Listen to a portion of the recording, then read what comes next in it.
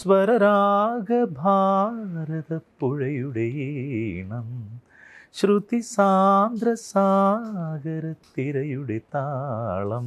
ഇതൊക്കെ കേട്ടിട്ട് ഞാൻ അദ്ദേഹത്തിൻ്റെ വലിയൊരു പറഞ്ഞു എല്ലാവരും പറയുന്ന പോലെ ഒരു ആരാധകൻ കൂടിയായി. ചിത്ര ചേച്ചിക്ക് നാഷണൽ അവാർഡ് കിട്ടിയ പാട്ടാണ്. ചേച്ചി പാവം അത് ആര് പാടിയാലും ചേച്ചി ചോദിച്ചോട്ടെ നിൽച്ചോ എന്ന് പറയുന്ന ആളല്ല. അപ്പോൾ ചേച്ചി അവിടെ ഉള്ളപ്പോഴാണ് അത് ചേച്ചി അത് പാടിയാൽ അതിൻ്റെ അൾട്ടിമേറ്റ്.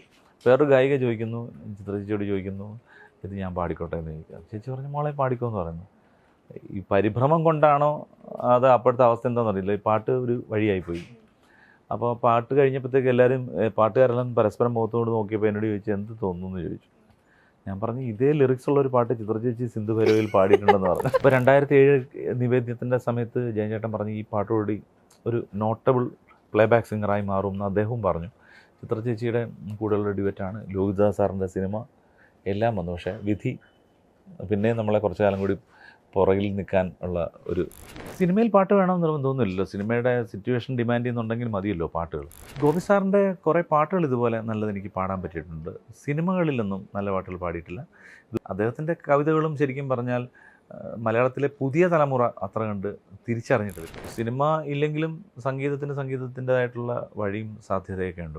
SPB സാറിൻ്റെ ഓർമ്മ എന്ന് പറയുമ്പോൾ താരാപഥം ചേതോഹരം എല്ലാവർക്കും അറിയാം, എല്ലാവരും പാടിക്കൊണ്ടിരുന്നു. പക്ഷെ അത് ഇളയരാജ സാറിൻ്റെ പാട്ടായിട്ടാണ് മലയാളിയുടെ മനസ്സിൽ. PK ഗോപിയുടേത് കൂടെയാണെന്നുള്ളത് ഓർമ്മിക്കാറില്ല, പലപ്പോഴും ഓർമ്മിക്കപ്പെടുന്നില്ല. ഞങ്ങളുടെ വീടിൻ്റെ വളരെ അടുത്ത് പുന്നപ്ര വയലാർ സമര അതിൻ്റെ ഓർമ്മയിൽ എല്ലാ വർഷവും നടക്കുന്ന വാരാഘോഷത്തിന് പലപ്പോഴും പൊതുസമ്മേളനത്തിൻ്റെ ഉദ്ഘാടകനായിട്ട് അദ്ദേഹം വന്ന് നടത്തിയിട്ടുള്ള പ്രസംഗങ്ങൾ പലതും ഞാൻ തൊട്ടടുത്തിരുന്ന് മുന്നിലിരുന്ന് കേട്ടിട്ടുണ്ട്. എൻ്റെ ഒരു 10-11 വയസ്സ് 12 വയസ്സ് സമയങ്ങളിലൊക്കെ. ഏതുകിനാവിൻ്റെ ചെങ്കനൽ പൂവിതെന്നാർക്കറിയാം, വയലാറിലൊരു പൂവ് കണ്ടു.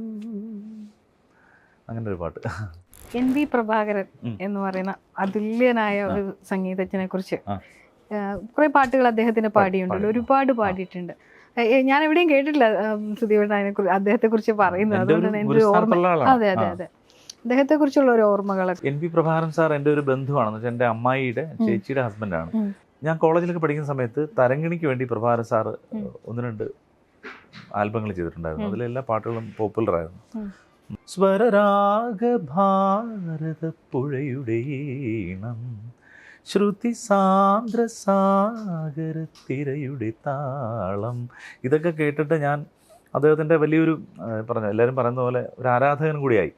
അപ്പോൾ അന്നിങ്ങനെ ഓരോ നമ്മുടെ കുടുംബത്തിൽ ഓരോ ഫങ്ഷൻസൊക്കെ വരുമ്പോൾ കല്യാണം എന്തൊക്കെ വരുമ്പോഴൊക്കെ കാണും. അപ്പോൾ എന്നോട് പറയും ഞാൻ കോളേജ് പഠിക്കും, അപ്പോൾ നീ ഫ്രീ ആകുമ്പോൾ കോഴിക്കോട്ടേക്ക് പോവാം. അദ്ദേഹം യൂണിവേഴ്സിറ്റിയിൽ ഉദ്യോഗസ്ഥനാണ്, സെക്ഷൻ ഓഫീസറായിട്ടാണ് റിട്ടയർ ചെയ്തത്. അപ്പോൾ അങ്ങനെ എന്നെ കോഴിക്കോട് വിളിക്കും. ഞാൻ അവിടെ വീട്ടിൽ പോയി അദ്ദേഹത്തിനോട് നിൽക്കും. അദ്ദേഹത്തിന് ആ സമയത്ത് കുറേ ഡിവോഷണൽ ആൽബംസ് ഒക്കെ ഉണ്ട്. അപ്പോൾ അതിൽ ചില പാട്ടുകളൊക്കെ പഠിപ്പിക്കും. അങ്ങനെ തന്നെ ട്രാക്ക് പാടിക്കും. അങ്ങനെ കുറേ പാട്ടുകൾ ഞാൻ പാടി. ചില ആൽബങ്ങൾ എനിക്ക് ആദ്യം ഒരു ഹിന്ദു ഡിവോഷണൽ ആൽബത്തിൽ ബിജു നാരായണൻ അദ്ദേഹം പാടിയ ഒരു ആൽബം, അതിൽ എല്ലാ പാട്ടുകളും അദ്ദേഹമാണ് പാടിയത്. അപ്പോൾ പ്രൊഡ്യൂസറുടെ അടുത്ത് പറഞ്ഞിട്ട് ഒരു പാട്ട് ഇവനെ കൊണ്ട് പാടിക്കണം എന്ന് പറഞ്ഞിട്ട് അങ്ങനെ എനിക്ക് അന്നൊരു പാട്ടൊക്കെ തന്നിട്ടുണ്ട്. അതിന് മുമ്പ് എൻ്റെ ഡിവോഷണലൊന്നും അങ്ങനെ ഇറങ്ങിയിട്ടില്ല. പിന്നെ അദ്ദേഹത്തിന് വേണ്ടി നാടകങ്ങൾക്ക് വേണ്ടി പാടിയിട്ടുണ്ട്. അവസാനമായിട്ട് പാടിയതും ഒരു നാടകത്തിനാണ്. ഇപ്പം അദ്ദേഹം മരിച്ചു പോയിട്ട് ഇപ്പം കുറച്ച് വർഷങ്ങളായിട്ടുള്ളൂ, 1-2 വർഷമായിട്ടുള്ളൂ. എനിക്ക് തോന്നിയിട്ടുള്ളത് ഇവരൊക്കെ ശരിക്കും അവരുടെ പ്രതിഭ വേണ്ടത്ര നമ്മൾ ഉപയോഗിച്ചിട്ടില്ല. പലരെക്കുറിച്ചും മരിച്ചതിന് ശേഷമാണ് എല്ലാവരും ഇത് പറയുന്നത്. പ്രഭാകർ സാർ തരങ്ങിണിക്ക് വേണ്ടി ചെയ്ത പാട്ടുകളെല്ലാം ശ്രദ്ധിക്കപ്പെട്ടതാണ്. ഓണപ്പാട്ടുകളുണ്ട്, മറ്റ് ലളിതഗാനങ്ങളുണ്ട്. പക്ഷേ ഈ സിനിമകളിലൊന്നും അദ്ദേഹത്തിൻ്റെ നല്ല പാട്ടുകൾ നമുക്ക് കിട്ടിയിട്ടില്ല. എനിക്ക് ഭാഗ്യം കിട്ടിയിട്ടുണ്ട്. വളരെ നല്ല ചില വിപ്ലവ ഗാനങ്ങൾ PK ഗോപി സാറുമായിട്ട് ചെയ്ത ചില പാട്ടുകളൊക്കെ പാടാൻ പറ്റിയിട്ടുണ്ട്. അതിലൊരു പാട്ടിൻ്റെ വരി ഞാനിപ്പോഴും ഓർക്കുന്നുണ്ട്. അതൊരു മനോഹരമായ വിപ്ലവ ഗാനമാണ്. ഒരുപക്ഷെ ആരും അത്ര കേട്ടിട്ടില്ലാത്ത, ആരും തിരിച്ചറിഞ്ഞിട്ടില്ലാത്ത ഒരു പാട്ട്. വയലാറിലൊരു പൂവ് കണ്ടു, അതിലൊരു തുള്ളി രക്തം തെറിച്ചിരുന്നു, ഏതു സഖാവിൻ്റെ ചങ്കിലെ ചോരയെന്നാർക്കറിയാം, ഏതു കിനാവിൻ്റെ ചെങ്കനൽ പൂവിതെന്നാർക്കറിയാം, വയലാറിലൊരു പൂവ് കണ്ടു. അങ്ങനെ ഒരു പാട്ട്.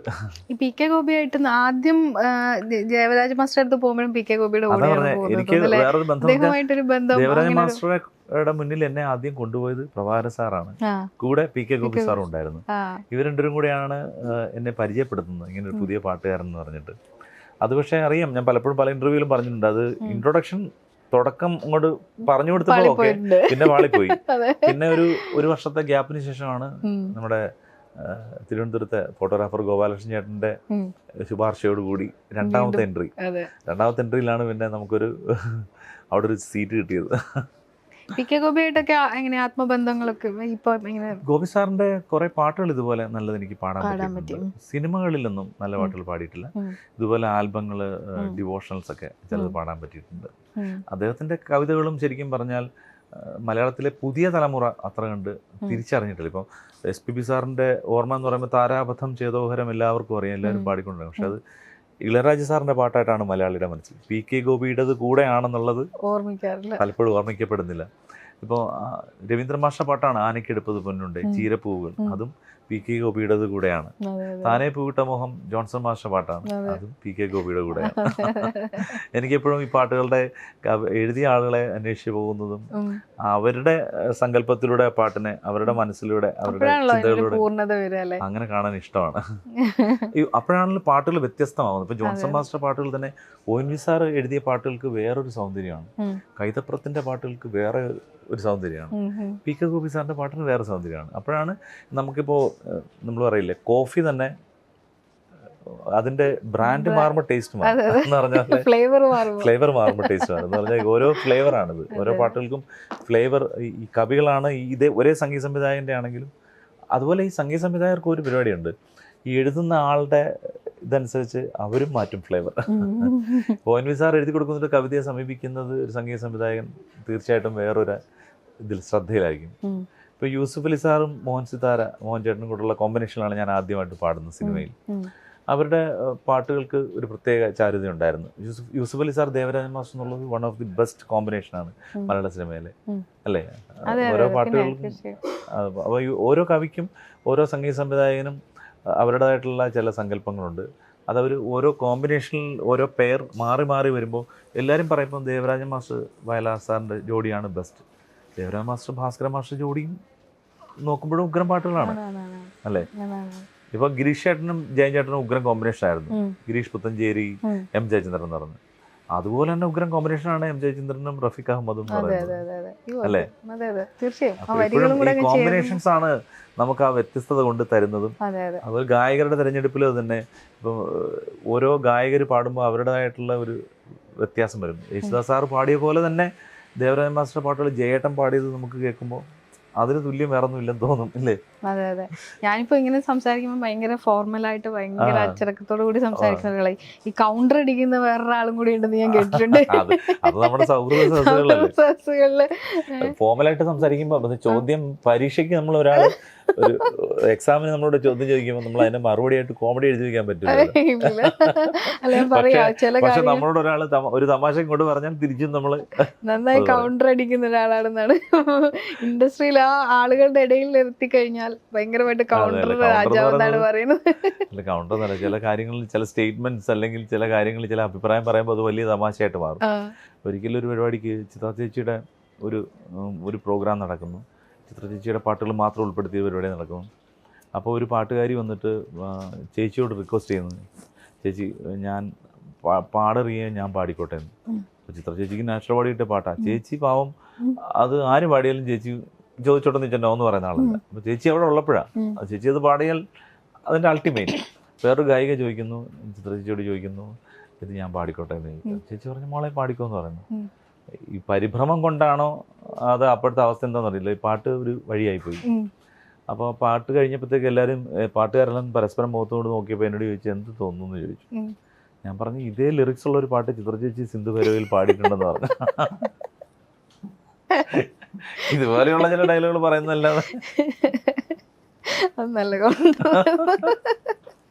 ഇതേ ലിറിക്സ് ആണെന്ന് പറഞ്ഞത്. കറക്റ്റ് ലിറിക്സ് കറക്റ്റ് ആയിട്ടുണ്ട്. നിവേദ്യത്തിലൊരു പാട്ട് പാടിയിരുന്നില്ലേ? നിവേദ്യത്തിലെ ഒരു പാട്ട്, പക്ഷെ അത് അത്ര ഒരു കുറച്ച് സിനിമയിലില്ല, അതുകൊണ്ടാണ്. സിനിമ ലോഹിതദാസ് സാറിന് ഏറ്റവും പ്രതീക്ഷ ഉണ്ടായിരുന്ന ഒരു പാട്ടായിരുന്നു. ലോഹി സാറിന് എൻ്റെ അടുത്ത് വലിയൊരു ഇഷ്ടമുണ്ടായിരുന്നു.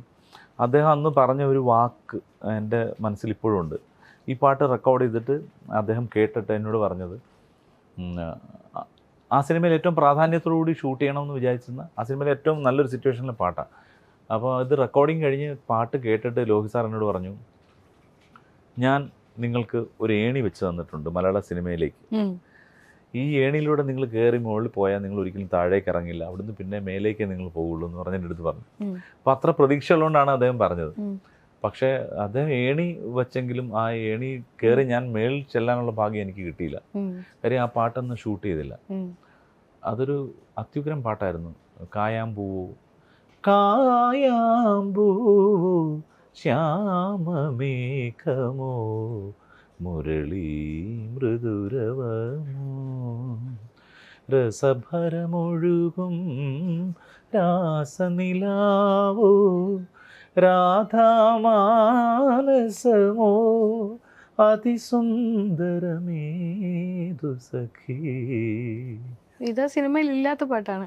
ചിത്ര ചേച്ചിയാണ് പാടിയിരിക്കുന്നത് ഡ്യുവറ്റ്. ഒരുപക്ഷെ ചിത്ര ചേച്ചിയുടെ കൂടെ എൻ്റെ വലിയൊരു ഹിറ്റ് വരും എന്ന് പറഞ്ഞ് ഞാൻ മനസ്സിൽ സ്വപ്നം കണ്ടതാണ്. ജയൻ ചേട്ടന് വലിയ പ്രതീക്ഷയായിരുന്നു. അതിനു മുമ്പ് ഞാൻ പാടിയ സിനിമകളിലെ പാട്ടുകൾ, എൻ്റെ തുടക്കകാലത്ത് പാടിയ മോഹൻ ചേട്ടൻ്റെ, മോഹൻ സിത്താരയുടെ സംഗീതത്തിൽ പാടിയ 2-3 സിനിമകൾക്ക് ശേഷം എനിക്ക് വലിയൊരു ഹിറ്റ് പോലും ഇല്ലാതെ ഒരു 3-4 വർഷം. അപ്പോൾ 2007 നിവേദ്യത്തിൻ്റെ സമയത്ത് ജയൻ ചേട്ടൻ പറഞ്ഞു ഈ പാട്ടോടി ഒരു നോട്ടബിൾ പ്ലേബാക്ക് സിംഗറായി മാറും എന്ന് അദ്ദേഹവും പറഞ്ഞു. ചിത്ര ചേച്ചിയുടെ കൂടെയുള്ള ഡ്യുവറ്റാണ്. ലോഹിതദാസ് സാറിൻ്റെ സിനിമ എല്ലാം വന്നു. പക്ഷേ വിധി പിന്നെ നമ്മളെ കുറച്ചു കാലം കൂടി പുറകിൽ നിൽക്കാൻ ഉള്ള ഒരു. ഈ സുദീപ് കുമാർ എന്ന ഗായകൻ്റെ ഒരു ഗ്രാഫ് എടുത്ത് നോക്കുമ്പോഴേ എപ്പോഴും ഡ്യുവറ്റുകളാണ് കൂടുതൽ. അത് എൻ്റെ ഗ്രാഫൊന്നുമല്ല, അത് പൊതുവെ നോക്കിക്കോളൂ. ഒരു 2005 ശേഷം മലയാള സിനിമയിൽ വന്നിട്ടുള്ള പാട്ടുകൾ, പ്രണയഗാനങ്ങൾ 90% ഡ്യുവറ്റാണ്. അത് മിക്കവാറും എല്ലാ പാട്ടുകാർക്കും അങ്ങനെ. ഈ ഡ്യുവറ്റ് എന്ന് പറഞ്ഞപ്പോൾ വേറെ, ഞാനതിനെ ഒരു പോസിറ്റീവായിട്ട് കാണുന്നു. അല്ല, മോശമായിട്ടല്ല ഞാൻ പറയുന്നത്. പക്ഷെ നമ്മളൊരു ഗായകൻ എന്ന് പറയുന്ന ഒരു സോളോ സോങ്ങിൽ വരുമ്പോഴാണല്ലോ ഞങ്ങളുടെ ജനറേഷൻപ്പെട്ടവർക്ക് പൊതുവെ സോളോ സോങ്സ് കുറവാണ്. ഞാനതിൻ്റെ ഒരു സന്തോഷം പങ്കുവയ്ക്കുന്ന വേറെ രീതിയിലാണ്. മലയാളത്തിൽ ഇന്ന് എസ്റ്റാബ്ലിഷ് ആയിട്ടുള്ള എല്ലാ പാട്ടുകാരികളുടെ കൂടെയും ഒരു ഹിറ്റായ ഡുവറ്റ് പാടാൻ എനിക്ക് പറ്റിയിട്ടുണ്ട്. ചിത്ര ചേച്ചിയുടെ കൂടെ എന്തടി എന്തടി എന്ന പാട്ട്, ചിക്കാർ, വെള്ളാരം കുന്നിലേറി എന്ന് പറഞ്ഞ പാട്ട്, അതുപോലെ തന്നെ ശ്രേയാജിയുടെ കൂടെ നേരത്തെ പറഞ്ഞല്ലോ ആ പാട്ടുകൾ, പിന്നെ സുജാത ചേച്ചിയുടെ കൂടെ കുളിർ മഞ്ഞ് കായലിൽ എന്ന് പറഞ്ഞ ഫാസിൽ സാറിൻ്റെ മോസൻ കാറ്റിലെ പാട്ട്, ഔസേപ്പച്ചൻ സാറിൻ്റെ മ്യൂസിക്കിൽ. ഔസേപ്പച്ചൻ സാറിൻ്റെ തന്നെ മ്യൂസിക്കിലാണ് ശ്വേതയുടെ കൂടെ 2 ഡ്യുവറ്റ്സ്. ഒന്ന് പൊന്നോടക്കുഴലിൽ ഹൈലസ, പിന്നെ ഒന്ന് ആരാണു ഞാൻ നിനക്കെന്നു നീ ചോദിച്ചു, അത് തിരുവമ്പാടി തമ്പാൻ. പിന്നെ അടുത്ത ഓരോരുത്തർ മഞ്ചേരി ഞാൻ കൂടെ പാടിയൊരു പാട്ട് ഇപ്പോൾ ഈയിടെ വൈറലായി പിന്നെയും, ധീര വീര അത് മനസ്സാകെ നിൻ സ്വരം. അത് പക്ഷേ ഡബിങ് പാട്ടാണ്. പക്ഷെ അതിപ്പോൾ നിറയെ റീൽസിലൊക്കെ വന്നിട്ടുണ്ട്, ഒരുപാട് ആളുകൾ കേൾക്കുന്നുണ്ട്. അത് മഞ്ചേരി ഞാനിവിടെ പാടിയ പാട്ട്. പിന്നെ നമ്മുടെ ജ്യോത്സ്നയുടെ കൂടെ പാടിയ പാട്ട് ഇപ്പോൾ രാമായണ മാസകാലത്ത് എല്ലാവരും കേൾക്കുന്നുണ്ട്. നാലമ്പലമണയാനൊരു തുണയായിടാം ഞാൻ, പുതുമഴ നനയാതെ കുട നീർത്തിടാം ഞാൻ. അത് ബേണി ഇഗ്നേഷ്യസിൻ്റെ മ്യൂസിക്കിലാണ്. അത് ജ്യോത്സ്നയുടെ കൂടെ പാടിയത്. മൃദുലയായിട്ട് പാടിയ ലാലി ലാലി, സംഗീത ശ്രീകാന്തുമായിട്ട് പാടിയത് തെളിവെയിലഴകും മഴയുടെ കുളിരും മണ്ണിൽ ചേർന്നുണരുന്ന സംഗീതം, ബിജുപാലിൻ്റെ സംഗീതത്തിലുള്ള. ബിജിയുടെ സംഗീതം ഞാനും കൂടി വേറെയും പാട്ടുകൾ പാടിയിട്ടുണ്ട്. അതുപോലെ മറ്റ് പാട്ടുകാരികളെ നോക്കുമ്പോൾ മിക്കവാറും എല്ലാവരുടെയും കൂടെ ശ്രദ്ധേയങ്ങളായ ഡ്യുവറ്റ്സ്. സിത്താരയുടെ കൂടെ പാടിയ പാട്ടല്ല കീർത്തനം, സദാ പാലയ സാരസാക്ഷി സമാനരഹിത മോഹനാംഗി. അത് മിസ്റ്റർ ഫ്രോഡ് എന്ന സിനിമ, ഗോപി സുന്ദറാണത് അറേഞ്ച് ചെയ്തതും ഓർക്കസ്ട്രേറ്റ് ചെയ്തതും. ഈ ബി ഉണ്ണികൃഷ്ണൻ ചേട്ടൻ വലിയൊരു മോഹനം എന്ന് പറഞ്ഞ രാഗത്തിൻ്റെ ഭയങ്കര പ്രണയമുള്ള ആളാണ്. അദ്ദേഹത്തിൻ്റെ എല്ലാ സിനിമകളിലും മോഹനത്തിലൊരു പാട്ട് വേണമെന്ന് പറയും. മോഹനത്തിൽ നിന്നല്ല, ആ മോഹൻ രാഗത്തിൻ്റെ ഫ്ലേവറുള്ള ട്യൂണാണ് അദ്ദേഹത്തിന് പെട്ടെന്ന് ഇഷ്ടപ്പെടുന്നത്. ശ്രദ്ധിച്ചാൽ അറിയാം. എൻ്റെ ശാരിക എന്ന് പറഞ്ഞ പാട്ടും കുറച്ച് സ്ഥലം മോഹനമാണ് അതിനത്. പിന്നെ ഈ അടുത്ത് അതിനുശേഷം വന്നൊരു കണ്ടിട്ടും കണ്ടിട്ടും പോരാതെ വീണ്ടും ഒരു പാട്ടുണ്ടല്ലോ, അത് ഉണ്ണിച്ചേട്ടൻ്റെ സിനിമയിലെ പാട്ടാണ്. അതുപോലെ പല സിനിമകളിലും അദ്ദേഹം അങ്ങനെ ആ ടൈപ്പ് ഈണങ്ങളോട് ഇഷ്ടമാണ്. അതുപോലെ പിന്നെ ഈ പറഞ്ഞു കഴിഞ്ഞാൽ ഞങ്ങൾ പാട്ടുകാരുടെ ലിസ്റ്റ് എടുത്ത് നോക്കുമ്പോഴേ രാജലക്ഷ്മി ഞാനും കൂടെ പാടിയ പാട്ടാണ്. ഒരു പോലെ ചിമ്മം ഒരു പോലെ വിങ്ങും ഒരു പോലെ ചാഞ്ഞൊന്നുറങ്ങും. അത് രാജസ്ഥാൻ സാറിൻ്റെ സിനിമയാണ്, അതും ബിജുപാലിൻ്റെ സംഗീതമാണ്. അത് ഞാൻ പറയാം, ഞങ്ങളുടെ സിംഗേഴ്സിൻ്റെ കൂട്ടായ്മയിൽ വരുമ്പോൾ ഞാൻ പറയും ഇതിലെല്ലാവരുടെ കൂടെയും ഒരു ഡ്യുവറ്റ് പാടാനുള്ള ഭാഗ്യം ഉണ്ടായിട്ടുണ്ടെന്ന്. അത് ശരിയാണ്. ഞാൻ ചോദിച്ചത് കൂടുതലും സോളോ എന്തുകൊണ്ടാണ് ഇപ്പൊ അങ്ങനെ അകന്നു പോകുന്നത് ഗായകരിൽ നിന്ന്? അല്ല, സിറ്റുവേഷനിൽ ഇപ്പം വരുമ്പോൾ ഈ പ്രണയഗാനങ്ങൾ വരുമ്പോൾ മിക്കവാറും ഡിവറ്റായിട്ടാണ്. അല്ലാതെ ഒരു നായകൻ തന്നെ ഒരു നായികയുടെ പുറകെ ഇങ്ങനെ പാടി നടക്കുന്ന കാലം. നായകൻ ഇപ്പം ലവ് എന്ന് പറയുന്നത് പണ്ടെന്ന് എപ്പോഴും ഒരു പ്രണയാഭ്യർത്ഥനയുടെ ഭാഗമാണ് പാട്ടുകൾ പൊതുവെ. നിന്നെ ഞാൻ അങ്ങനെയാക്കും ഇങ്ങനെയാക്കും, നിന്നെ ഞാൻ മറ്റെടുത്ത് കൊണ്ടുപോകാം മറിച്ചെടുത്ത് കൊണ്ടുപോകാം, അല്ലെങ്കിൽ നീ എൻ്റെ അതല്ല ഇതിലെന്ന് പറഞ്ഞു, അങ്ങനെയാണല്ലോ എൻ്റെ സങ്കല്പം. ബേസിക് ഞാൻ ലളിതമായിട്ട് പറഞ്ഞെന്നുള്ളതേ ഉള്ളൂ. അപ്പോൾ എല്ലാം ഒരു ഹീറോയാണ് പ്രണയം തുറന്നു പറയുന്നത്. നായിക എപ്പോഴും നാണിച്ചൊരു സ്ഥലത്ത് നിൽക്കുകയുള്ളൂ പണ്ട്. ഇപ്പം തിരിച്ച് അങ്ങനെയല്ലല്ലോ കൂടുതൽ. നായികയും ഈക്വലി പ്രണയം അങ്ങോട്ടും ഇങ്ങോട്ടും പറയുന്ന പാട്ടുകളാണ്. അതുകൊണ്ടാണ് ഡ്യുവറ്റ് കൂടുന്നത്. സിനിമയിൽ പാട്ടേ വേണ്ടെന്ന് അഭിപ്രായമുള്ള ആളുകളാണ് ഇപ്പോൾ. സിനിമയിൽ പാട്ട് വേണമെന്ന് തോന്നുന്നില്ലല്ലോ. സിനിമയുടെ സിറ്റുവേഷൻ ഡിമാൻഡ് ചെയ്യുന്നുണ്ടെങ്കിൽ മതിയല്ലോ പാട്ടുകൾ. സിനിമാ സംഗീതവും അതിലെ പാട്ടുകളും തമ്മിലുള്ള ബന്ധം മറ്റ് രാജ്യങ്ങളിലൊക്കെ ഉപേക്ഷിച്ചിട്ട് വർഷങ്ങൾ പലതായില്ലേ എന്ന് വെച്ചിട്ട് അവിടുത്തേക്ക് സംഗീതം താഴെ പോയിട്ടൊന്നുമില്ല. അപ്പോൾ ഇവിടെ ഇൻഡിപെൻഡൻറ്റ് മ്യൂസിക്കിന് ഒരു സാധ്യത തെളിഞ്ഞു വന്നുകൊണ്ടിരിക്കുന്നതേ ഉള്ളൂ എന്ന് പറയാൻ പാടില്ല. ഇപ്പോൾ ഒരുപാട് പാട്ടുകൾ വരുന്നുണ്ട്. പക്ഷേ ഇൻഡിപെൻഡൻറ്റ് മ്യൂസിക് എന്ന് പറയുന്നത് നമ്മൾ തെറ്റിദ്ധരിക്കപ്പെടുന്ന ഇൻഡിപെൻഡൻറ്റ് മ്യൂസിക്കിൻ്റെ വലിയ സാധ്യത 80കളിലെ നമ്മുടെ നാട്ടിൽ വന്നു. മാമാങ്കം പലകുറി കൊണ്ടാടിയെന്ന പാട്ടിൻ്റെ വിഷ്വൽ കണ്ടിട്ടല്ലല്ലോ ആരും ആ പാട്ട് പാടിക്കൊണ്ട് നടക്കുന്നത് ഇപ്പോൾ ഇഷ്ടപ്പെടും. അപ്പോൾ തരംഗിണി എന്ന് പറഞ്ഞൊരു പ്രസ്ഥാനത്തിലൂടെ യേശുദാസ് സാറ് കൊണ്ടുവന്ന വലിയൊരു വിപ്ലവമുണ്ട്. പ്രൈവറ്റ് ആൽബംസ് അല്ലെ സോങ്സ് എന്ന് പറയുന്നത് ആയിരക്കണക്കിന് പാട്ടുകൾ മലയാളിക്ക് സ്വന്തമായിട്ട് കിട്ടി. അതൊക്കെ പോപ്പുലറാണ്. ഭക്തിഗാനങ്ങളൊക്കെ തരംഗിണിയിൽ വന്ന ഭക്തിഗാനങ്ങൾ ഒരു നേരമെങ്കിലും ഒന്ന് പാട്ടറിയാൻ മേത്ത ഏതെങ്കിലും മലയാളി ഉണ്ടോ? അതിനൊരു വിഷ്വലും ഇല്ലല്ലോ. അപ്പോൾ ഒരു ദൃശ്യത്തിൻ്റെയും പിന്തുണയില്ലാതെ ശബ്ദത്തിൻ്റെ മാത്രം പാട്ടായിട്ട് തന്നെ നിന്നതാണ് ഇതൊക്കെ. അപ്പോൾ ഈ പിന്നെ മയിൽപീലിയിലുള്ള പാട്ടുകൾ, പിന്നെ ചന്ദന ചർച്ചിത അല്ലെങ്കിൽ അത്തരം പാട്ടുകളൊക്കെയും ഇപ്പോഴും ആളുകൾ വീണ്ടും റിപ്പീറ്റഡായിട്ട് കേട്ടുകൊണ്ടിരിക്കുകയാണ്. അപ്പോൾ ഈ സിനിമ ഇല്ലെങ്കിലും സംഗീതത്തിൻ്റെതായിട്ടുള്ള വഴിയും സാധ്യതയൊക്കെ ഉണ്ട്. പക്ഷേ ഇപ്പോഴത്തെ പ്രശ്നം എന്ന് പറയുന്നത് പാട്ടിനെ പാട്ടായിട്ട് കേൾക്കുന്ന ആളുകളെക്കാൾ അതിൻ്റെ ദൃശ്യത്തോടു കൂടി ചേർത്ത് വെച്ച് കേൾക്കുന്ന ആളുകളുടെ എണ്ണമാണ്. അതുകൊണ്ട് ഒരു പാട്ടായിട്ട് എങ്ങനെ നമ്മൾ പുറത്തുവിടും? സ്പോട്ടിഫൈയിലോ അല്ലെങ്കിൽ ഇതിലൊക്കെ പാട്ടുകളിൽ ഓഡിയോ മാത്രമായിട്ട് കൊടുത്താൽ ആരും അത്ര കണ്ട് ശ്രദ്ധിക്കില്ല. അതിൻ്റെ വിഷ്വലോട് കൂടി യൂട്യൂബിൽ റിലീസ് ചെയ്യുകയോ മറ്റേതെങ്കിലും മാധ്യമത്തിലൂടെ ആളുകൾ കണ്ടാൽ മാത്രമേ ഈ സ്പോട്ടിഫൈയിൽ പോലും തപ്പിപ്പോവുള്ളൂ ഈ പാട്ട് ഓഡിയോ പിന്നീട് കേൾക്കാൻ വേണ്ടി. സ്പോട്ടിഫൈയിലും അല്ലെങ്കിൽ ഇപ്പോഴത്തെ പുതിയ നവമാധ്യമങ്ങളിലുള്ള ഓഡിയോ പ്ലാറ്റ്ഫോംസിലൊക്കെ പുതിയ തലമുറയിലുള്ള ഒരു പാട്ടുകൾ കേൾക്കുന്നുണ്ട്. ആപ്പിൾ മ്യൂസിക്കിലൊക്കെ ഒരുപാട് പാട്ടുകൾ കേൾക്കുന്നുണ്ട്. പക്ഷേ അതൊക്കെയും അവർ കണ്ട ദൃശ്യത്തിനെ ഒന്ന് വീണ്ടെടുക്കാൻ വേണ്ടി അങ്ങനെയാണ് പോകുന്നത്. അങ്ങനെ അല്ലാതെ ഒരു കാലം വന്നാലേ സ്വതന്ത്രമായിട്ട് ഇത്തരം പാട്ടുകൾക്കൊരു ഇതുണ്ടാവുള്ളൂ. പലപ്പോഴും ദൃശ്യം കൂടി വരുമ്പോൾ എന്ന് പറഞ്ഞാൽ ഇതിൻ്റെ പ്രൊഡക്ഷൻ കോസ്റ്റ് 4 ഇരട്ടിയാവും. എൻ്റെ ഓഡിയോ എടുക്കുന്നതിനേക്കാൾ വളരെയധികം പൈസ കൂടുതൽ വേണം വീഡിയോ ഷൂട്ട് ചെയ്യാൻ. ഞങ്ങളെപ്പോലെ വളരെ ദാരിദ്ര്യം പിടിച്ച വീഡിയോ ഷൂട്ട് ചെയ്യുന്ന കുറച്ച് പേരേ ഉള്ളൂ. ദാരിദ്ര്യം പിടിച്ച് ഞാൻ പറഞ്ഞത് പലപ്പോഴും പാടുന്ന വിഷ്വൽ മാത്രമേ ഉണ്ടാവുള്ളൂ സ്റ്റുഡിയോയിൽ. അല്ലാതെ തമിഴിലൊക്കെ ഇപ്പം പുതിയ ജനറേഷനിലെ പാട്ടുകാർ ചെയ്യുന്ന പ്രൈവറ്റ് ആൽബംസ് കണ്ട് കഴിഞ്ഞാൽ നമ്മൾ അന്തം വിട്ടുപോകും. അവർ ഒരുപക്ഷെ മണിരത്നം അദ്ദേഹത്തിൻ്റെയോ അല്ലെ ശങ്കർ സാറിൻ്റെ സിനിമകളിൽ പാട്ടുകൾ ഷൂട്ട് ചെയ്യുന്നത് പോലെ വിദേശ രാജ്യങ്ങളിലൊക്കെ പോയിട്ടാണ് തമിഴ് പാട്ടുകൾ ആൽബം ഷൂട്ട് ചെയ്ത് വരുന്നത്. നമ്മുടെ മലയാളികൾ പൈസ മുടക്കാതെ എങ്ങനെ പൈസ കിട്ടും എന്നുള്ളതാണ് ആൽബം ഷൂട്ട് ചെയ്യുമ്പോൾ ചിന്തിക്കുന്നത്. നിങ്ങൾ പാടുന്ന സമയത്ത് തന്നെ ഫോണിലൊന്ന് എടുത്ത് അയച്ചു തന്നാൽ മതി എന്ന് പറയുന്നത്. അങ്ങനെ പോലും വളരെ മിനിമത്തിലൂടെ പാട്ടുകളുടെ വീഡിയോ ഷൂട്ട് ചെയ്യുന്നുണ്ട്. അപ്പോൾ അതിന് കാണാനൊരു അത്ര വലിയ അതൊന്നുമില്ല. എത്ര നല്ല പാട്ടാണെങ്കിലും ഈ നമ്മുടെ മുഖം എത്ര എന്ന് വെച്ചാൽ കണ്ടുകൊണ്ടിരിക്കുന്ന ആളുകൾ ഒരേ രൂപഭാവങ്ങളോടി എൻ്റെ ജസ്റ്റേഴ്സ് മാറുന്നില്ല ഏത് പാട്ട് പാടിയാലും. അടുത്ത് വേറൊരു പാട്ടാണെന്ന് വെച്ചിട്ട് എനിക്ക് എൻ്റെ കൈയും കാലും എടുക്കുന്നതും മുഖത്തെ ഭാവം ഒന്നും മാറില്ല. അപ്പോൾ ഇതിങ്ങനെ മോണോട്ടണസ് ആയിട്ട് ആളുകൾക്ക് റിപ്പീറ്റ് അടിച്ച് കണ്ട് മടുത്ത് ഇരിക്കുന്നതുകൊണ്ടാണ് വീഡിയോസൊക്കെ ഒരു പരിധിക്കപ്പുറത്തേക്ക് റീച്ച് ചെയ്യാത്തത്. അത്ര റീച്ച് ചെയ്താൽ മാത്രമേ ഈ ഓഡിയോ ആളുകൾ തപ്പിപ്പോകുന്നുള്ളൂ, ഹിറ്റാവുന്നുള്ളൂ. അങ്ങനെ അല്ലാതെ ഓഡിയോ മാത്രമായിട്ട്. ഓക്കെ, നമുക്ക് അവസാനം ഒരു പാട്ടും കൂടെ പാടി എങ്ങനെ അവസാനിപ്പിക്കാമെന്ന് വിചാരിക്കുന്നു. ഏറ്റവും അവസാനമായിട്ട് എൻ്റെ ഒരു പാട്ട് ഇപ്പം റിലീസായത് തഗ് എന്ന് പറഞ്ഞ സിനിമ വന്നിരുന്നു. ധ്യാൻ ആണ് പ്രധാന കഥാപാത്രത്തെ അവതരിപ്പിച്ചത്. അതിലൊരു പാട്ട് വീണ്ടും ഒരു റീമിക്സ് പാടി.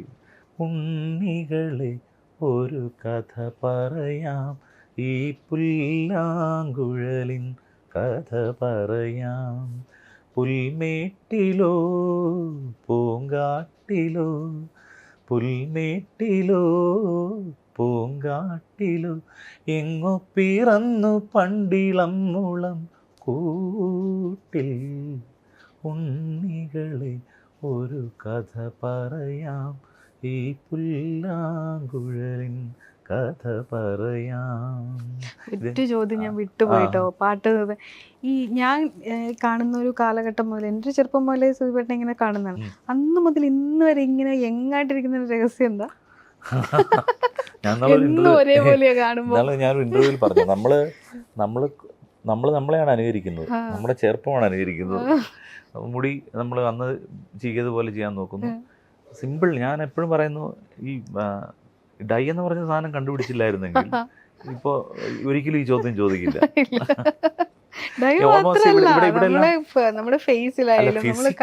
എനിക്ക് തടിയൊന്നും വെച്ചിട്ടില്ല അധികം. ഒരു 20 വർഷമായിട്ട് വലിയ വ്യത്യാസങ്ങളില്ല. ഇടയ്ക്കൊരു 3 കിലോ കൂടും, പിന്നെ അത് കുറയും. അത് ഞാൻ ഇടയ്ക്കിടയ്ക്ക് കൺട്രോൾ ചെയ്യുമ്പോൾ കുറയുന്നതാണ്. പിന്നെ ബാക്കി പറഞ്ഞ പോലെ മുഖത്തൊക്കെ ഇവിടെ നമ്മുടെ ഫേസൊക്കെ തടിച്ചു കഴിയുമ്പോൾ ഒരു ചിലപ്പോൾ ഇവിടെ കുറച്ച് വീർത്ത് വരും, പിന്നെ കുറച്ച് ചെറുത്, അത്രയൊക്കെ ഉള്ളു. അല്ലാതെ ബാക്കി ഞാൻ വലിയ സ്റ്റൈലുകളൊന്നും പരീക്ഷിക്കാത്ത ആളാണ്. കുറച്ചു കാലം ഇങ്ങനത്തെ താടി വെച്ചു. കൊറോണ സമയത്ത് കുറച്ചുകൂടെ ഫുള്ളായിട്ട് താടി വെച്ചു. താടി വെച്ചിട്ട് ഞാൻ കുറച്ച് ദിവസം ഡൈ ചെയ്യാതിരുന്നു, 1-2 മാസം. അപ്പോൾ ശരിക്കും വൈറ്റ് ഹെയർ വന്നിട്ട് ശരിക്കും സോൾട്ട് ആൻഡ് പെപ്പർ ലുക്കായി. അപ്പോൾ ആ സമയത്ത് ഞാനൊരു വീഡിയോയിൽ നമ്മുടെ ശ്വേത മ്യൂസിക് ചെയ്ത യേശുദാസ് സാറിന് ബർത്ത്ഡേക്ക് ട്രിബ്യൂട്ട് ചെയ്ത ഒരു പാട്ടുണ്ടായിരുന്നു. അതിലൊരു പോർഷൻ ഞാൻ പാടിയിട്ട് അന്ന് എല്ലാ ഗായകരും അവരവരുടെ വീട്ടിൽ നിന്ന് എൻ്റെ വീഡിയോ എടുത്തിട്ട് അയച്ചിട്ട് എഡിറ്റ് ചെയ്യാം. അങ്ങനെ ആ വീഡിയോ ഞാൻ എടുത്ത് അയച്ചു കൊടുത്തു. അപ്പം ഞാൻ ഒരു കുറേ ഭാഗം നരച്ചിട്ടുള്ള താടി മീശയായിട്ട് ഈ വീഡിയോ കണ്ടിട്ട് ശ്രീകുമാരൻ നമ്പി സാർ എന്നെ വിളിക്കുന്നു. ഇതെന്താ ഈ മുഖത്തൊക്കെ കാണിച്ചു വെച്ചിരിക്കുന്നത്? ഞാൻ പറഞ്ഞു, സാറേ ഒന്നും ചെയ്തില്ല, ഇതാണ് എൻ്റെ യഥാർത്ഥ രൂപം. അത് വേണ്ട അതൊന്നും ശരിയാവില്ല, നിങ്ങൾക്ക് ഈ പ്രായത്തിൽ ഇങ്ങനെ നടക്കാൻ പാടില്ലല്ലോ എന്ന് പറഞ്ഞു. അപ്പോൾ ഞാൻ പറഞ്ഞു, സാറേ അത് ഡൈ എനിക്ക് കുറച്ച് അലർജി ഉണ്ട്, അത് സത്യമാണ്. ഞാൻ വളരെയധികം കാലം കൊണ്ടാണ് ഡൈ അലർജി ഇല്ലാത്ത ഒരു ബ്രാൻഡ് കണ്ടുപിടിച്ച് ഇപ്പോൾ ചെയ്തുകൊണ്ടിരിക്കുന്നത്. അത് ഞാൻ ആർക്കും പറഞ്ഞു തരത്തില്ല വേറെ. അപ്പോൾ അത് ആണ് ഉപയോഗിക്കുന്നത്. മുമ്പെന്ന് പറഞ്ഞാൽ അതില്ലാതെ കുറച്ച് കാലം ഞാൻ ചെയ്തില്ല. എനിക്ക് ആ സമയത്ത് കിട്ടാനില്ല, കൊറോണ സമയത്ത് വീട്ടിലിരുന്നപ്പോൾ. അന്നൊരു തമ്പി സാർ എൻ്റെ വൈഫിനെ ഫോൺ കൊടുക്കാൻ പറഞ്ഞു. അപ്പം വൈഫ്, അവൾ ആർട്ടിസ്റ്റിനെ അറിയാമല്ലോ, തമ്പി സാറിൻ്റെ ഒരു സീരിയലിൽ പ്രധാന കഥാപാത്രത്തിൽ അവതരിപ്പിച്ചിട്ടുണ്ട്. അപ്പം എന്നെ പോലെ തന്നെ അത്രയും ക്ലോസ് ആണ്.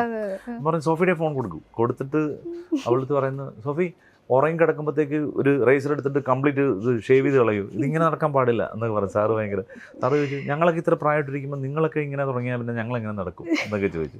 എന്നിട്ട് ഇതുകൂടെ പറഞ്ഞു, യേശു എത്ര വയസ്സിലാണ് ഇപ്പോൾ ഈ നരച്ച ഇതായിട്ട് നടക്കുന്നത്? അത്രയും കാലം ചെറുപ്പമായിട്ടല്ലേ തോന്നുന്നു, നിങ്ങൾ പെർഫോമൻസ് അല്ലേ, ചെറുപ്പമായിട്ടിരിക്കണം എന്നൊക്കെ പറഞ്ഞു.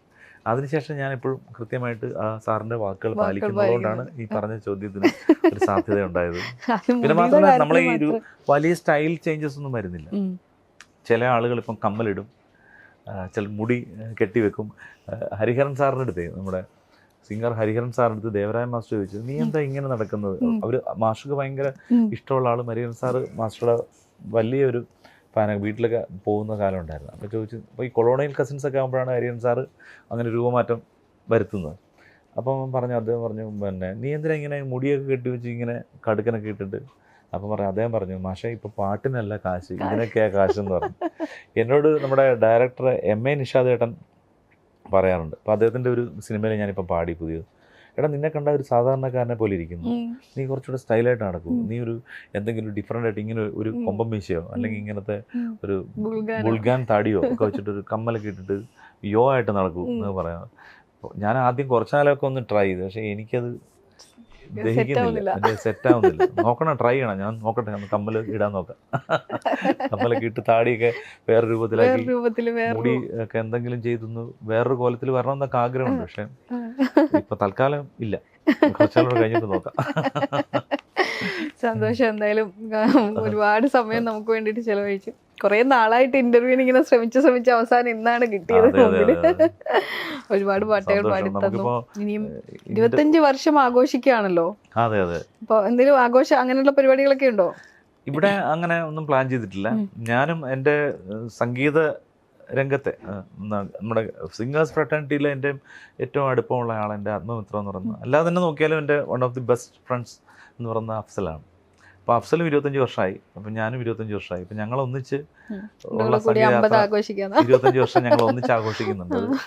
ഒക്ടോബർ അവസാന സമയത്താണ്, ദുബായിലാണത് നടക്കാൻ പോകുന്നത്. പിന്നെ ഞങ്ങൾ ഒന്നിച്ചൊരു പുതിയ സംരംഭവും ഇപ്പോൾ തുടങ്ങിയിട്ടുണ്ട്. ദുബായിലൊരു ഇവൻറ്റ് മാനേജ്മെൻറ്റ് കമ്പനി രജിസ്റ്റർ ചെയ്ത് അതിൻ്റെ പ്രവർത്തനവും ഇപ്പോൾ തുടങ്ങുകയാണ്. ഒക്ടേവിയ ഇവൻറ്റ്സ് എന്നാണ് ഞങ്ങളുടെ ഇവൻറ്റ് കമ്പനിയുടെ പേര്. അപ്പോൾ അതിൻ്റെ കാര്യങ്ങളുണ്ട്. അപ്പോൾ അതിൻ്റെ ഒക്ടേവിയയുടെ ഒരു പ്രോഗ്രാമായിട്ടാണ് ഞങ്ങളത് സംഘടിപ്പിക്കുന്നത്. അതൊക്കെ തന്നെയാണ് ആഘോഷങ്ങൾ. എന്തായാലും നടക്കട്ടെ, ഇനിയും ധാരാളം പാട്ടുകൾ കിട്ടട്ടെ. ഞങ്ങൾക്ക് ഇങ്ങനെ കുറെ പാട്ടുകൾ, പുതുമയുള്ള പാട്ടുകൾ കിട്ടട്ടെ, ഞങ്ങൾക്ക് കേൾക്കാനും കഴിയട്ടെ. സന്തോഷം. പിന്നെ എന്ന് വെച്ചാൽ നമുക്കിപ്പോൾ ഈ ഇന്റർവ്യൂ എന്ന് പറയുന്നത് മുമ്പൊക്കെ ഉണ്ടായിരുന്ന ഇന്റർവ്യൂവിന്റെ ഒക്കെ സ്വഭാവം മാറിയിട്ടുണ്ട്. നമ്മൾ ഒരുപാട് കാഷ്വലായി. പണ്ട് വളരെ ഫോർമലായിട്ട് സംസാരിക്കുകയും എന്ത് പറയാം എന്നുള്ളതിനെ സംബന്ധിച്ച് ഒരുപാട് എന്ന് പറഞ്ഞ റെസ്ട്രിക്ഷൻസ്, അല്ലെങ്കിൽ പലപ്പോഴും അച്ചടി മാധ്യമങ്ങളിൽ വരുമ്പോൾ പറയുന്നത് നമ്മൾ പറയുന്ന മോഡുലേഷനിലായിരിക്കില്ല അത് പ്രിന്റ് ചെയ്ത് വരുമ്പോൾ വായിക്കുന്ന ഒരാൾക്ക് ഫീൽ ചെയ്യുന്നത്. ഇപ്പോൾ എന്ന് പറഞ്ഞാൽ ഇത് ഇങ്ങനെ വിഷ്വൽ മീഡിയ ആകുമ്പോൾ ഞാൻ എന്താണ് ഉദ്ദേശിച്ചെന്നുള്ളത് എൻ്റെ മുഖഭാവത്തിൽ നിന്നും അല്ലേ ഒക്കെ കിട്ടാറുണ്ട്. കുറച്ചുകൂടി ഓപ്പൺ ഹാർട്ട് സർജറിയാണ് ഇവിടെ നടന്നുകൊണ്ടിരിക്കുന്നത്. അപ്പോൾ അത് അങ്ങനെ ഒരു സംരംഭത്തിൽ കൂടാൻ കഴിഞ്ഞതിൽ സന്തോഷം. എല്ലാവർക്കും ഇത് കണ്ടുകൊണ്ടിരിക്കുന്നവരും പലപ്പോഴും ഇത്തരം ഇന്റർവ്യൂ കണ്ടിട്ട് ചിലപ്പോൾ നമ്മളെ പാട്ടുകളിലേക്ക് വരുന്നവരുണ്ട്. അതാണല്ലോ ഇതിന്റെ ഒരു പലപ്പോഴും നമ്മുടെ പാട്ടുകൾ കേട്ടിട്ടുള്ളവരുണ്ടാവാം, പക്ഷെ അത് നമ്മൾ ആ പാടിയൊന്ന് നമ്മുടെ ജനറേഷന് ഇപ്പൊ നേരത്തെ പറഞ്ഞ റേഡിയോ പോസ്റ്റ് റേഡിയോ യുഗത്തിലാണ് നമ്മൾ ജീവിക്കുന്നത്. FM ഒക്കെ ഉണ്ടെന്ന് പറഞ്ഞാൽ പോലും റേഡിയോ കാലഘട്ടത്തിലുണ്ടായിരുന്ന ഗായകരെ എല്ലാവർക്കും തിരിച്ച് കൃത്യമായിട്ട് ഇന്ന പാട്ടുകൾ ആര് പാടിയെന്നറിയാം. നമ്മുടെ ജനറേഷൻ വന്നപ്പോൾ അത് കുറച്ച് കുറഞ്ഞിട്ടുണ്ട്. ഞങ്ങളെക്കാളും കുറവാണ് പുതിയ ജനറേഷൻ. ഒത്തിരി പാട്ടുകൾ പാടിയ പുതിയ പിള്ളേരെ നമ്മൾ പരിചയപ്പെടുമ്പോൾ അതൊക്കെ ഇവർ പാടിയ നമുക്ക് ശബ്ദങ്ങളൊന്നും തിരിച്ചറിയാൻ പലപ്പോഴും പറ്റാതെ പോകുന്നുണ്ട്. അപ്പോൾ അങ്ങനെയുള്ള സമയത്ത് ഇതുപോലുള്ള നമ്മളിങ്ങനെ ടോക്ക് ഷോസിൽ നമ്മൾ സംസാരിക്കുമ്പോൾ ആളുകൾ അത് ഒരു ഗായകനെ വിളിക്കുമ്പോൾ ഒരു ഗായകൻ മാത്രമല്ലല്ലോ, അവരുടെ ചുറ്റുമുള്ള കുറേ ആളുകളെ നമ്മൾ ഓർമ്മിക്കുകയാണ് ആ നിമിഷം അല്ലേ. ഒരുപാട് പാട്ടുകൾ, അവരുടെ ആ ഓർമ്മകൾ ഒക്കെ നമ്മളിങ്ങനെ കൊണ്ടുവരികയാണല്ലോ. ആലപ്പുഴക്കാരനാണ്, പുന്നപ്രയാണ്.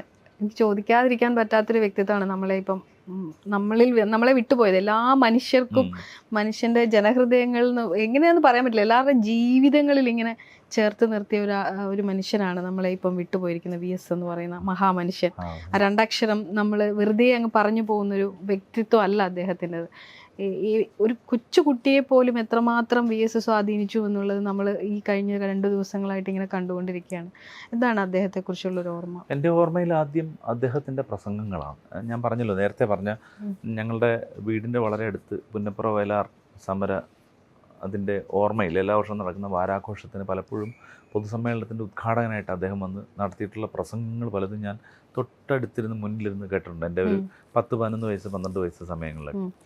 അന്ന് മുതൽ നമ്മൾ അദ്ദേഹത്തിൻ്റെ മൂർച്ചയുള്ള വാക്കുകളും അദ്ദേഹത്തിൻ്റെ ശബ്ദത്തിൻ്റെ ക്ലാരിറ്റി, നമ്മളൊരു മ്യൂസീഷ്യനായിട്ട് പറയുന്നത് അദ്ദേഹത്തിൻ്റെ ഉച്ചാരണ സ്ഫുടത, നമുക്കത് ഇതൊക്കെയാണ് ഞാൻ അന്ന് വരും. ഇത് എത്ര ക്ലീനാണ്, ഒരു വാക്ക് നമുക്ക് ഡൗട്ടല്ല, അദ്ദേഹം ഡൗട്ട് തോന്നില്ല അദ്ദേഹം പറഞ്ഞ അത്ര വളരെ കൃത്യമായിട്ടാണ് അദ്ദേഹം സംസാരിക്കുന്നത്. നല്ല ഭാഷ, അതൊക്കെ അന്ന് നമ്മൾ ശ്രദ്ധിക്കുന്ന കാര്യങ്ങളാണ്. പക്ഷേ അതിനപ്പുറത്തേക്ക് അദ്ദേഹത്തിൻ്റെ നിലപാടുകളും അദ്ദേഹത്തിൻ്റെ പല പോരാട്ടങ്ങളും എല്ലാം നമ്മൾ കണ്ടതാണ്. അപ്പോൾ ഞാൻ കോളേജ് കാലങ്ങളിലും സ്കൂൾ കാലങ്ങളിലും ഒക്കെ വളരെ സ്കൂൾ പൊളിറ്റിക്സിലും കോളേജ് പൊളിറ്റിക്സിലൊക്കെ ഉണ്ടായിരുന്നുകൊണ്ട് തന്നെ നമുക്കന്ന് വലിയ ആരാധനയോടുകൂടി കണ്ടിരുന്ന ആളാണ്. അതുപോലെ എൻ്റെ അച്ഛനും ട്രേഡ് യൂണിയൻ പ്രവർത്തനങ്ങളിൽ ഉണ്ടായിരുന്ന ആളാണ്.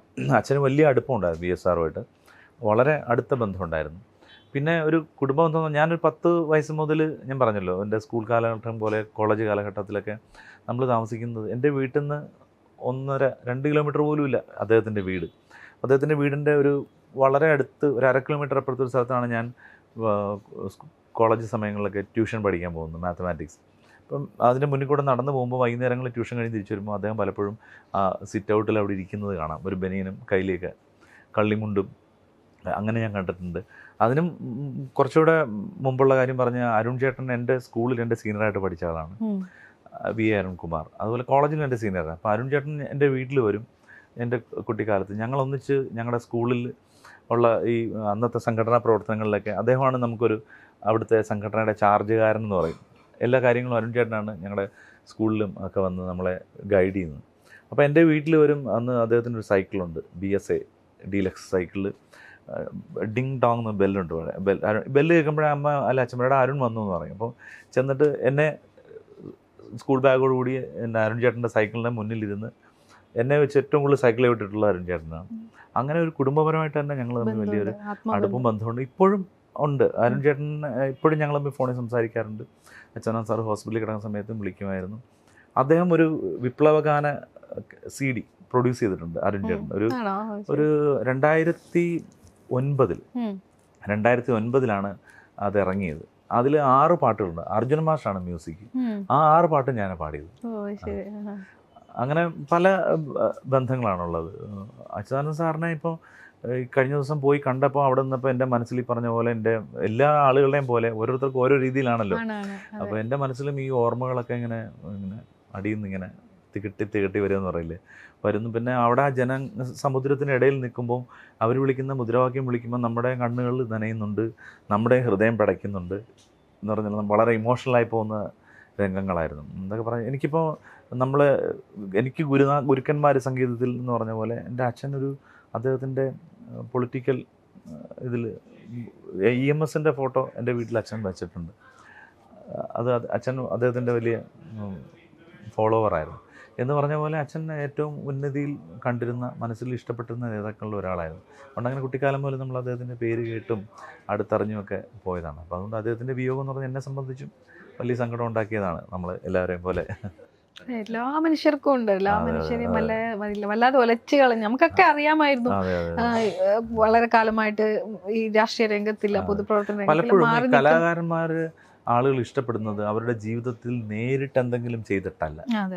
ഒരു കലാകാരനെ ഇപ്പോൾ എൻ്റെ പാട്ടുകൾ ഇഷ്ടപ്പെടുന്നത് ഒരാൾക്ക് ഞാൻ എന്തെങ്കിലും സഹായം ചെയ്തിട്ടോ അവരുടെ ജീവിതത്തിൽ നേരിട്ട് സ്വാധീനപ്പെടുത്തിയിട്ടോ അല്ല. അത് ഏത് വലിയ പാട്ടുകാരനാണെങ്കിലും അവർ കേൾക്കുന്ന അവരുടെ ശബ്ദത്തിൽ നിന്ന്, അവരുടെ പാട്ടുകളിൽ നിന്നുണ്ടാകുന്ന ഇവർക്കുണ്ടാകുന്ന ഇമോഷൻസാണ് ഈ ഗായകനോട് അടുപ്പിക്കുന്നത്. ഏതൊരു മ്യൂസീഷ്യനോടും, ഏതൊരു കലാകാരൻ, നടനാണെങ്കിലും ഇപ്പം സ്ക്രീനിൽ അവർ പകർന്നാടിയ വേഷങ്ങളിലുള്ള ഭാവങ്ങൾ കണ്ടിട്ട് അത് എൻ്റെ വികാരമെന്ന് വിചാരിച്ചിട്ടാണല്ലോ ഈ നടനോടൊരു ആരാധനയും എൻ്റെ പ്രതിഷേധമാണ് എന്ന് തോന്നുന്നത് കൊണ്ടാണ്. എന്ന് പറഞ്ഞ പോലെ അല്ല ഒരു പൊളിറ്റിക്കൽ ലീഡറെ സംബന്ധിച്ചവരാണെങ്കിൽ അവരുടെ ജീവിതത്തിലെ വളരെ പ്രധാനപ്പെട്ട കാര്യങ്ങൾക്കും നേരിട്ടാണ് സ്വാധീനം. ഇപ്പം ഈ കർഷകത്തൊഴിലാളികളുടെ ആണെങ്കിലും മത്സ്യത്തൊഴിലാളികളുടെ ആണെങ്കിലും അടിസ്ഥാന വർഗം എന്ന് പറയുന്ന അവരുടെ, അല്ലെങ്കിൽ ട്രേഡ് യൂണിയനിൽ പ്രവർത്തിക്കുന്നവരാണെങ്കിലും അവരുടെ പലപ്പോഴും ജീവിതത്തിലെ പ്രതിസന്ധികളിൽ ഇതുപോലെയുള്ള നേതാക്കന്മാരുടെ തീരുമാനങ്ങളും സമരങ്ങളും ഒക്കെയാണ് അവരുടെ ജീവിതം, കുടുംബം മുന്നോട്ട് കൊണ്ടുപോകുന്നത്.